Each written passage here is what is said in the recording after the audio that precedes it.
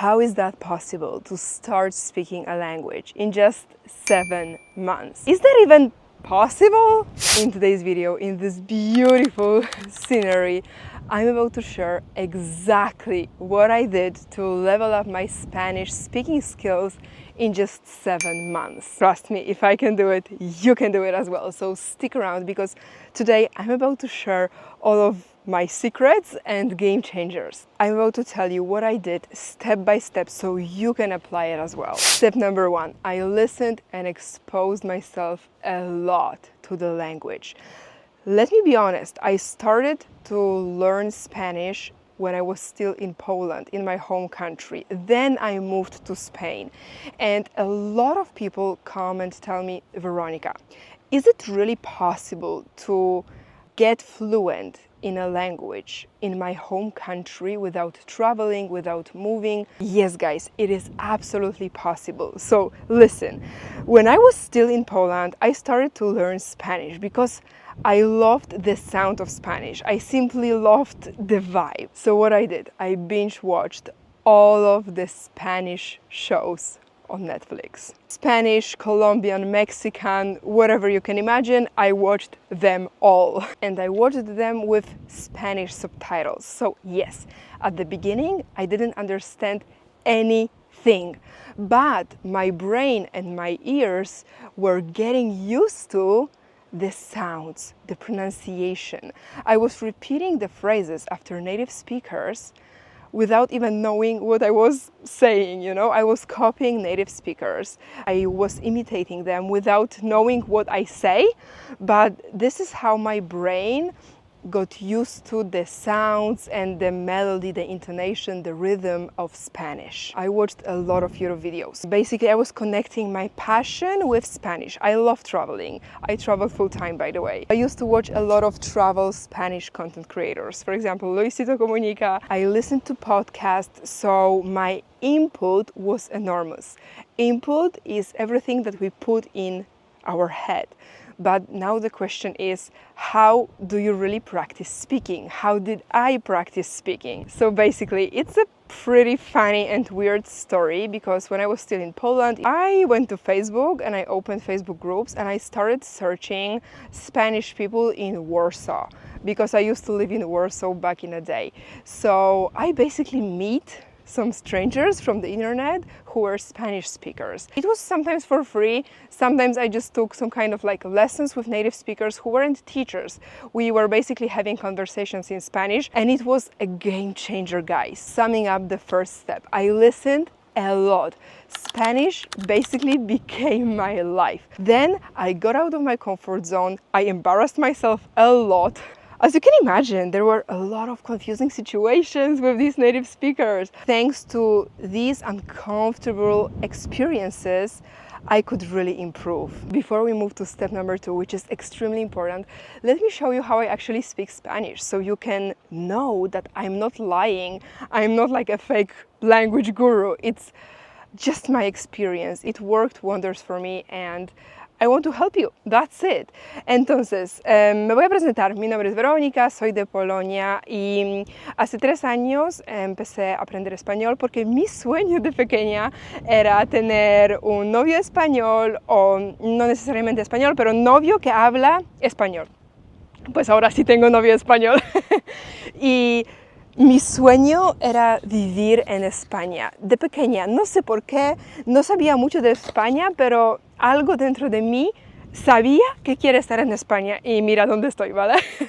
Entonces empecé a aprender español, pero al principio no lo tomaba en serio. Al principio solo miraba series en Netflix y después empecé a hablar con nativos, aunque era muy incómodo, me ayudó muchísimo. Y después, era en tiempo de COVID, era muy difícil viajar, pero decidí venir aquí, a Tenerife, y simple vine con mochila, de viaje, sola, buscando, no sé, un lugar mejor para vivir, para estar. Estaba en estado emocional fatal, ¿vale? Fatal, mucho ha pasado en mi vida y quería encontrar algo mejor en esta vida. Y aquí lo encontré. Aunque mira, no te tengo que decir nada. Mira esto, mira esta maravilla. No hay que decir nada.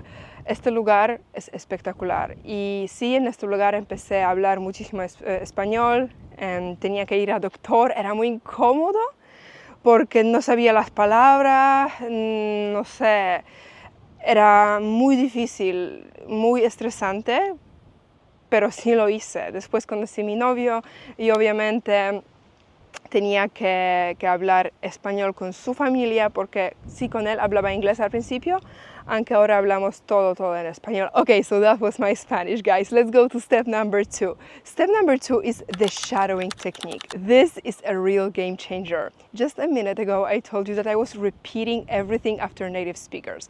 I basically copied and imitated native speakers without even knowing what I was saying.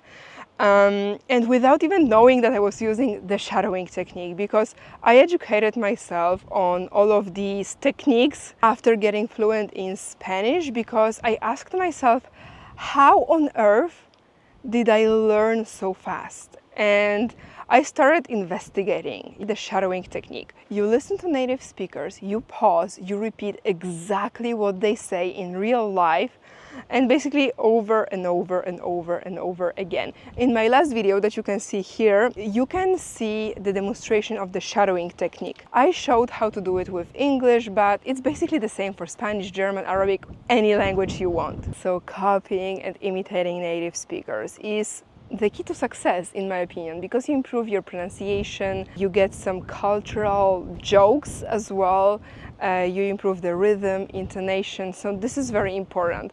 And you can choose to watch something that you like anyway, something that you would watch anyway, but do it in your target language. Step number 3, I started speaking immediately. So even if I didn't know how to speak Spanish, I started speaking Spanish. Do you remember the story about Facebook groups and native speakers in Warsaw? So this is basically how I started speaking. And I told you, it was extremely uncomfortable. It was really out of my comfort zone. You need to get out of your comfort zone, my friend, to grow and to learn a language fast.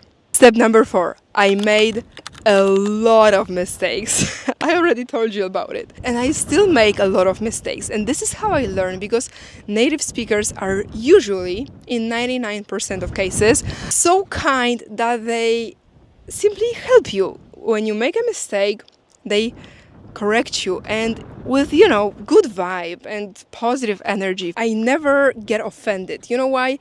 Because I understand that this is the process and it's beautiful, and I don't feel like shame when I make a mistake, because I think it's normal. A lot of people are so afraid of making mistakes, and I get it, because I was terrified of making mistakes in English, but it's so windy. But it's because of my background. I was bullied for my English in high school. This is a story for another video. It doesn't matter. But I understand if you are afraid of making mistakes, because I was afraid as well. But then I decided I don't care. If I make a mistake, okay, I'm just a human being. I made a mistake. Not a big deal. Not the end of the world. Step number 5, I made even more mistakes. Let's go to step number 6. I learned from them. In my opinion, there is no better teacher than your mistakes. Look at this. I never had a Spanish teacher. Never. And I speak Spanish fluently without any professional advice. It is possible. And the mistakes taught me the most of all. Obviously, I sometimes memorized some words, maybe some rules, but in reality, I just learned everything from practice, from input, from listening, and from output, from my speaking and being corrected. That's it. Step number 7. Honestly, I didn't learn any Spanish grammar. I've been studying English for 22 years. I started speaking English fluently maybe 6 years ago. I've been learning Spanish for 3 years, and I started speaking Spanish 3 years ago. Why this difference? Because when I was learning English, I used to study grammar rules in Polish. Oh my god, that was terrible. That was the approach in a Polish school. When it comes to English, I used to be so obsessed with grammar, but my grammar right now in Spanish is pretty good. Obviously, I make some mistakes sometimes, but it's pretty good because you know why? Because I learned it from real life. My brain basically started noticing when each structure has to be applied. And your brain is smarter than you think. Trust your intelligence. And if you learn a language by full immersion, everything that I mentioned before is full immersion, you're gonna see it works wonders. But yes, you have to be committed, and your target language has to be absolutely in every part of your life. I know it can sound crazy, or maybe it sounds that I'm lying or something, but try for yourself and take only the tips from this video that work for you. It worked for me, but it doesn't mean that it has to work for you. Step number 8, I performed different tasks in Spanish. I did things that I would do in my native language, but I did them in Spanish instead. So yes, when I moved to Spain, obviously I was kind of forced. So basically, let me explain this on an example. When I came to Spain first, I got really sick and I didn't know any medical vocabulary.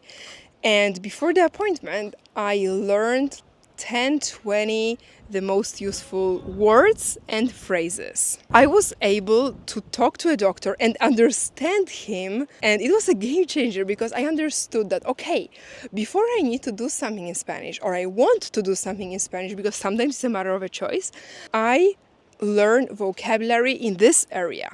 The most useful phrases, basically you Google it, the most useful words. And finally, guys, we are coming to an end. Step number 10 or 9, I think 10.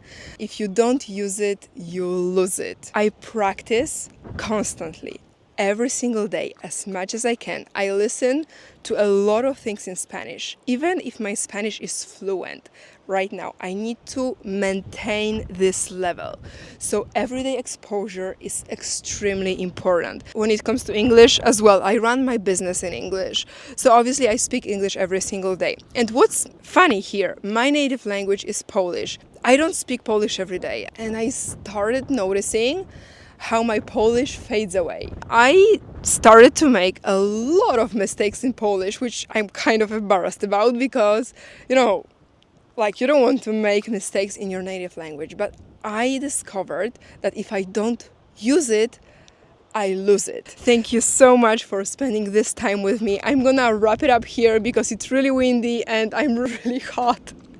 So if you like this video, if it was helpful, give this video a thumbs up, consider subscribing to this channel to support my work, and obviously I'm waiting for your feedback in the comments because your comments really matter to me and I love to chat with you. Hope to see you in the next video. Bye bye!